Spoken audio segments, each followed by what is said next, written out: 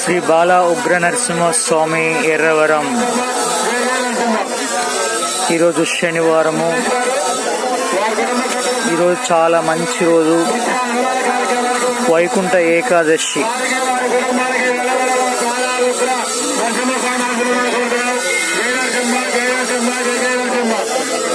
స్వామి సన్నిధికి మాత్రం వేలాది మంది భక్తులు వస్తూ ఉన్నారు.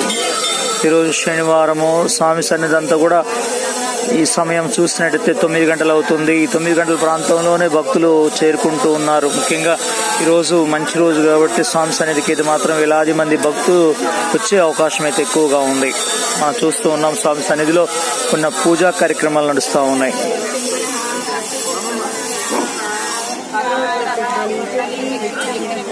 అశోక్ గారు, శ్రీలత గారు, అయ్యా వారి కుటుంబ సభ్యులు స్వామివారి ఆలయ నిర్మాణానికి 516 రూపాయలు సమర్పించారు. వారికి వారి కుటుంబానికి వల్లగొడవ బాలా ఉగ్ర నరసింహ స్వామి ఆశీర్వాదాలు కోరుతున్నాం.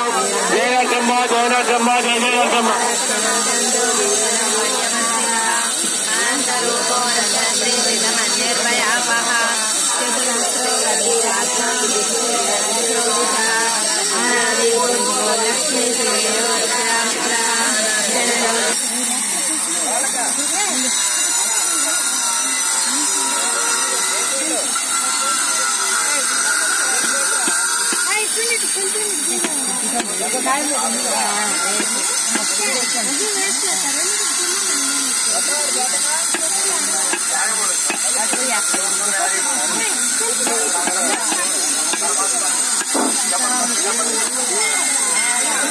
ఎవరండి?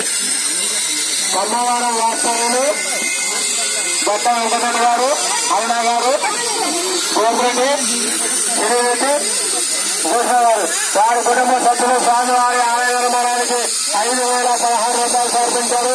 వారికి వారి కుటుంబానికి ఎల్లవేళలా బాలా ఉగ్ర నరసింహ స్వామి ఆశీస్సులు ఉండాలని కోరుతున్నాం. జయ నరసింహ, జయ నరసింహ, జయ నరసింహ.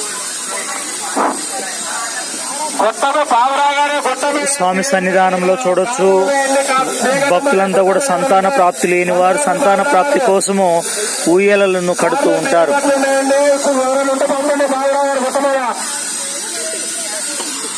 ఊయలలో ఇది ఒక స్పెషల్ గా కనిపిస్తా చూడు, ఒక మోడల్ గా కనిపిస్తా ఉంది.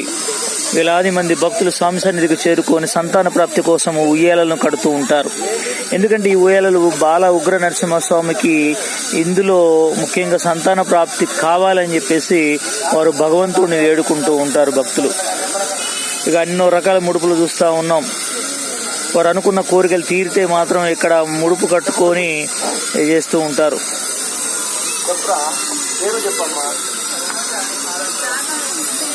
నాగా వెంకట వేద గారు,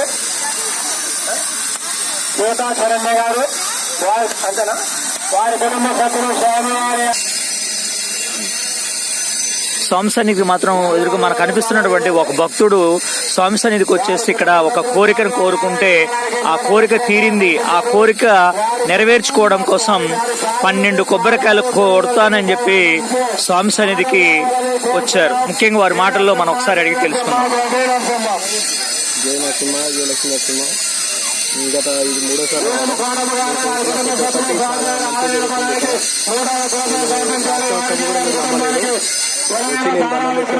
జయ నరసింహ. ఇది 2వ రావడం. ఇది మొదటిసారి రావడం నేను మామూలుగా కోరిక కోరుకోవడం జరిగింది. నేను అనుకున్న కోరిక తీయడం వల్ల మళ్ళీ అదే 12 కొబ్బరికాయలు కొడతాను మొక్కున్నాను. అది నెరవేరుతుంటే ఈరోజు మళ్ళీ